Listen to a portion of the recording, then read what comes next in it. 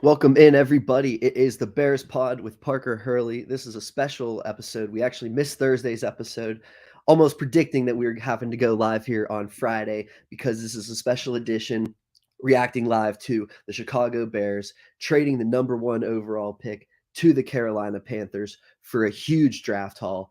We're going to pull it up here. It includes DJ Moore and then some. The Chicago Bears moving from the number one overall pick down to number nine. We're going to pull up the Adam Schefter tweet here just because I know a lot of people will mix it up, but we know Adam Schefter will definitely get it right. So for number nine, number 61, a 2024 first, a 2025 second, and then wide receiver DJ Moore for the Chicago Bears number one overall pick. For the most part, we're going to be reacting to the Chicago Bears point of view, but overall, we're just going to kind of take a big picture landscape and look at this thing. And as somebody following the Chicago Bears and looking at the landscape of the Chicago Bears, I think you have to love this trade. And I think you have to walk away saying, Ryan Poles, a young GM, an unproven GM, somebody who, in his first go around, I think he spent a lot of his time tearing the thing down in the Chicago Bears. So this was his chance to build it back up. And a lot of the questions were, well, he didn't do great in, his first offseason tearing things down. Well, he was tearing things down. Now here's his chance to build things up. And it starts with this huge trade. And you have to give Ryan Poles a ton of respect and a ton of credit for being able to pull this off, because when he went to the NFL Combine, some things that Ryan Poles said was, first off, he said we have about 6 to 8 guys that we view as blue players, blue chip players that we think, there isn't one or two like people think Will Anderson and Jalen Carter set themselves apart. No, we see 6 to 8 guys. When you add in that potentially 3 quarterbacks are going into top 6 to 8, Ryan Poles is saying we could move down to 9, 10, 11, and we're still going to get one of our best guys. So Ryan Poles said that at the Combine. He said we could move down to 9 and we'd be fine. What else did Ryan Poles say at the Combine? He said we would love to get this deal done before free agency. We would love to get this deal done before free agency, because what if this deal ends up including a player? Then it's going to change our free agency plans, and we don't want to go into Monday in a couple days from now and have a trade with a potential wide receiver hanging over our head here. We want to get this done before free agency starts. So that's the second thing he said. The third thing he said is, I want multiple first round picks. He said, I don't think we could just get a 2024 pick. I think we can get a 2025 pick. When you look at those three things that he said at the NFL Combine, Ryan Poles basically checked every box in terms of what he's looking for when you look at the compensation. He said he wouldn't mind moving down to number 9 because he sees 6 to 8 guys. So he's still going to get, in his opinion, a blue chip player. It's hard to say any other way other than Ryan Poles is going to get one of his top 6 to 8 players. There's probably going to be 2 quarterbacks, potentially 3 or 4. So sitting at 9, he's potentially going to get one of his 5 top players still on the board. So Ryan Poles, you check that box. Ryan Poles says, I want to get this deal done before free agency. Check that box. Why did Ryan Poles want to get this deal done before free agency? Because it might include a player. Check that box. Ryan Poles did say he wanted the 2024 first, and he said he wanted the 2025 first. He didn't get the 2025 first, but what did he get? He got a 2025 second, a 2024 second, and he got DJ Moore. When you put all that together, you say, okay, maybe he missed out on that 2025 first round pick, but what he got was obviously, in terms of multiple second round picks and DJ Moore, he gets potentially more than that first round pick, or he gets at least the equivalent value, or he gets to the point where everything he said at the NFL Combine, and you say the NFL Combine is lying season, Ryan Poles told the truth. And everything that he said, this is what we're going to get, this is what we're going to do, and this is how we're going to go about it. Boom, boom, boom. Everything Ryan Poles said just went into fruition with his trade down to number 9, and he got everything he asked for, everything he wanted. And it basically, it's really hard from the Chicago Bears point of view to say that how could it have gone better from his point of view, especially in terms of, he just said he wanted a certain type of player to pick up a wide receiver. It could have been a defensive lineman. It could have been DeForest Buckner. It could have been, what if it's Brandon Cooks, but instead you get the 25 going on 26-year-old DJ Moore. So the very first, the instant reactions from the Chicago Bears are, you have to love this move, because Ryan Poles, like I said, he got everything he asked for. So, like I said, this is Parker Hurley with the Bears Pod. Hang out here, like, follow, subscribe. I'm at beargoggleson.com, at Parker Hurley on Twitter. Check us out in everything we do. We're going to try and hang out here until the top of the hour. So bring in some comments. We're talking the number 1 to number 9 overall pick, mainly from the Chicago Bears point of view. And like I just talked about, Ryan Poles got everything that he asked for. And in DJ Moore, he traded the number 32 overall pick for Chase Claypool. And that was so far it's not necessarily looking like a win. But to not stop there and say, I kept saying he picks one, and then the Chicago Bears don't pick again until 55. So how there aren't free agent wide receivers? There aren't receivers in the draft that who are you going to get at pick 55 at wide receiver if you're the Chicago Bears that's going to make anything? Nobody. Who are you going to get? You're not going to draft a receiver at number 1 overall. So you have to use that number 1 overall pick to get a wide receiver somehow. For Ryan Poles to be able to pull that off with DJ Moore is really good. And you can say, is this the AJ Brown trade? Does DJ Moore have that pedigree that AJ Brown has? Probably at this point, you wouldn't say so, but you have to look at it and say, from DJ Moore's point of view, this is a former first round pick. Like I said, he's going on 26 years old this season. His rookie season, he had about 800 yards. Then he rattles off 3 straight 1,000-yard seasons, and then he ends up coming back, and he has about 800 yards. Caleb Hodge says, who is being traded? The Chicago Bears traded the number 1 overall pick to the Carolina Panthers for the number 9 overall pick, the 61st overall pick, a future first round pick, a 2025 second round pick, and DJ Moore. So a huge haul there is what was being traded.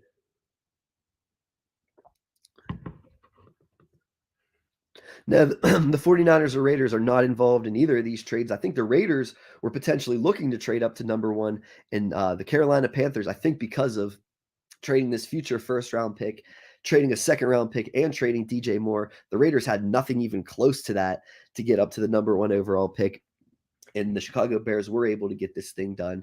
And like I said, in getting a guy like DJ Moore, like I said, there's nobody on the Raiders that they could have even offered, Devontae Adams. But even at the age of DJ Moore and the potential of DJ Moore is, here's a tweet by Scott Barrett, DFB, career targets by quarterback for DJ Moore in his career. Sam Darnold, 148, Cam Newton, 130. And this is kind of the end of the career Cam Newton. This is an MVP version of Cam Newton. So, but either way, Cam Newton, 130, Kyle Allen, 118, Teddy Bridgewater, 102, PJ Walker, 65, Baker Mayfield, 47, Taylor Heineke, 8, Garrett Gilbert, 2, Will Grier, 2, Jacob Eason, 1.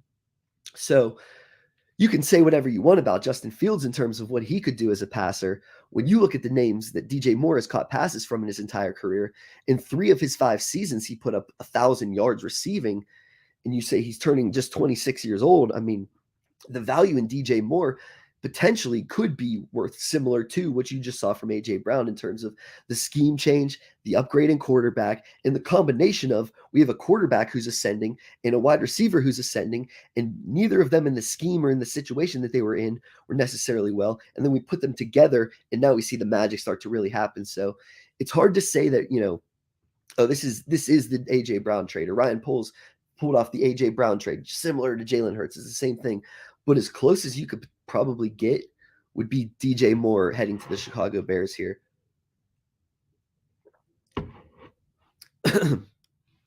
So like I said, guys, subscribe, follow me on Twitter at Parker Hurley, and at beargoggleson.com. We're talking about the Chicago Bears trading down from 1 to 9.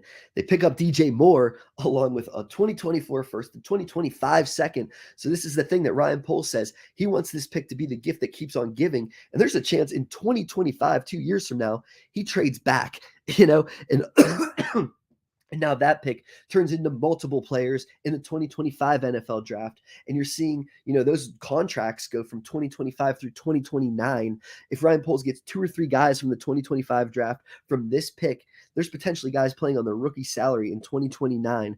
And we're still talking about this trade. That's when you talk about, was this a historic trade? Was this a historic haul? When you're talking about this could last until 2029, then you're talking about, yes, this is a historic haul. This is a historic event. And then you talk about in 2029, what's that? That'll about be when DJ Moore's career is wrapping up. And when you're starting to say, okay, that long span run from DJ Moore and Justin Fields, how did how did that go? And was that the potential trade that launched Justin Fields and potentially DJ Moore's now hitting his peak, like I said, 6 years from now? But that was the move that put Justin Fields and took him from a quarterback who had the confidence, who had the big plays here and there, but didn't have the consistent passer to. Now I'm gonna start throwing the ball deep. And one of the things I keep thinking of is when DJ Moore caught that highlight pass against the Atlanta Falcons, that 60-plus yard touchdown, and he takes his helmet off, and they lose the win and everything along those lines. But I'm thinking of DJ Moore getting deep down the field in clutch situations. And now it's not PJ Walker throwing him the football, it's Justin Fields. When you think of that difference, you think about how dynamic he could be in this offense. And you think about he's already been a multiple 1,000-yard receiver. This could be a huge win for the Chicago Bears. And like I said, when you talk about the future first-round pick, it's only going to get bigger now. So this could be a really big win for the Chicago Bears. And one thing I think that it's going to be fascinating is we're going to flip to, I guess first you can talk about who did the Panthers trade up for? Or, because now the Chicago Bears sitting at number 9, like I said, there's probably 5 guys that could fall because you would assume 1, 2 it's going to go quarterbacks. The Panthers traded up to number 1. Let's just say it's CJ Stroud. I personally think the Panthers with Frank Reich, and he wants that, he just had Matt Ryan and Phillip Rivers as similar quarterbacks. I think CJ Stroud is that pocket passer, that similar quarterback. So let's say the Carolina Panthers just traded up for CJ Stroud. Bryce Young goes number 2. Now you got the Arizona Cardinals sitting back at number 3 saying, do we trade back because everybody in the world knows that the Indianapolis Colts are going to take a quarterback sitting there at 4? And, do you put the Colts in a situation where the Colts say, now we want to take the 4th quarterback, in this draft class, we're going to let 3 quarterbacks go in front of us? Is that a situation that happens? But either way, if it even goes Stroud and Bryce Young, you're talking about Anthony Richardson and you're talking about Will Levis, the 2 guys that have the size and the athleticism and all of those advantages over Stroud and Young. If those 2 go 1 and 2, Stroud and Young, and you're talking about where do Richardson and Levis go? Probably in the top 9. So if you're talking about 4 quarterbacks going in the top 9, you're still talking about the Chicago Bears hauling in one of the 5 best players in the entire draft class. And you still said this team needs to revamp their defensive line in a huge way. What are they going to do to revamp their defensive line? Talk about who's some of the best players in this draft class. There's still Jalen Carter and Will Anderson. You say, okay, they're probably missing out on Will Anderson. If 4 quarterbacks go in the top 4, Will Anderson probably goes 5. That's as simple as you could maybe put it. Jalen Carter, 6, 7, 8 is all you have to do until now you're all of a sudden, you were already debating Jalen Carter at 1, and you said maybe maturity issues, this, that, the other. We don't feel comfortable about Jalen Carter at 1. We trade back to 9. We pick up DJ Moore. We pick up a 1st. We pick up a 2nd, and we still get Jalen Carter. That's where you're talking about one of the bigger wins for the Chicago Bears, is if that could still happen. And because you're talking about Will Anderson is a lock for the top 5, you're saying 4 quarterbacks. Maybe 4 quarterbacks aren't a lock for the top 5, but they're going to be in there. And that's what I'm saying. Brendan Swank, do you smell a quarterback at 1? I don't smell it. I see it, hear it, smell it, taste it. Every sense you could possibly imagine that they just traded up big time for a quarterback. And I'm going to go out and call my shot and say CJ Stroud even. And I think that the Texans were not as desperate to trade up because I think that they want Bryce Young. And they're saying that's fine that a team can give up the haul for CJ Stroud. We're going to sit back and take Bryce Young. And then it's still between Levis and Richardson are still sitting back there.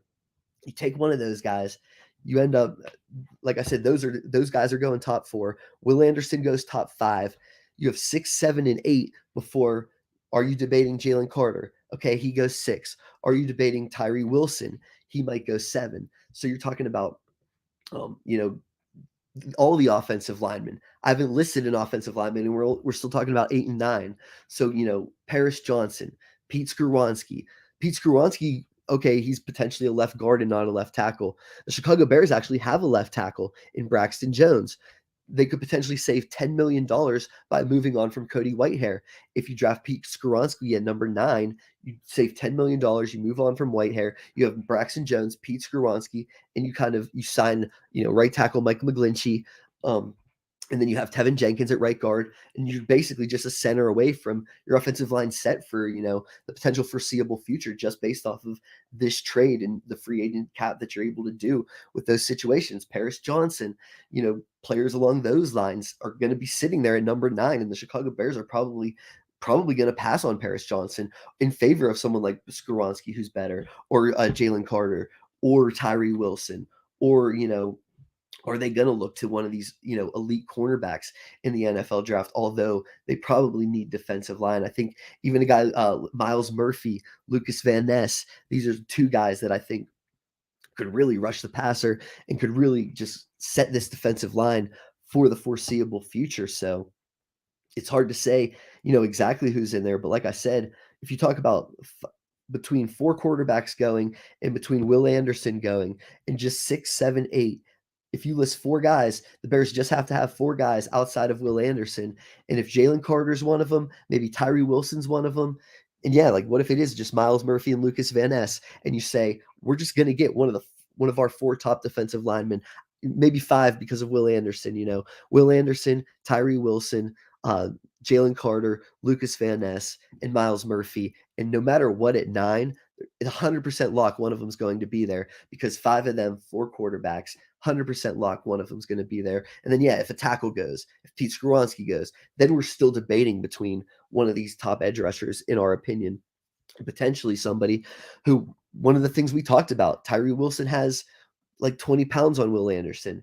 Lucas Van Ness he can play 3 tech sometimes and slide inside. I know Will Anderson technically did that at Alabama, but that's not necessarily where he's going to fit in the NFL. So if you're the Chicago Bears, you're almost saying, not that we're reaching for Will Anderson at 1, but we're having to jigsaw him into our scheme, whereas maybe Lucas Van Ness is actually a better scheme fit for us.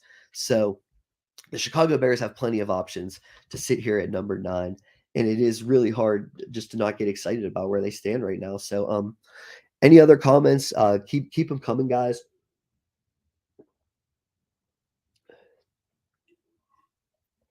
We're talking the Chicago Bears trading back from number 1 to number 9, picking up a future first round pick, a second round pick this year, a second round pick in 2025. So extending that second round pick all the way into the long future here.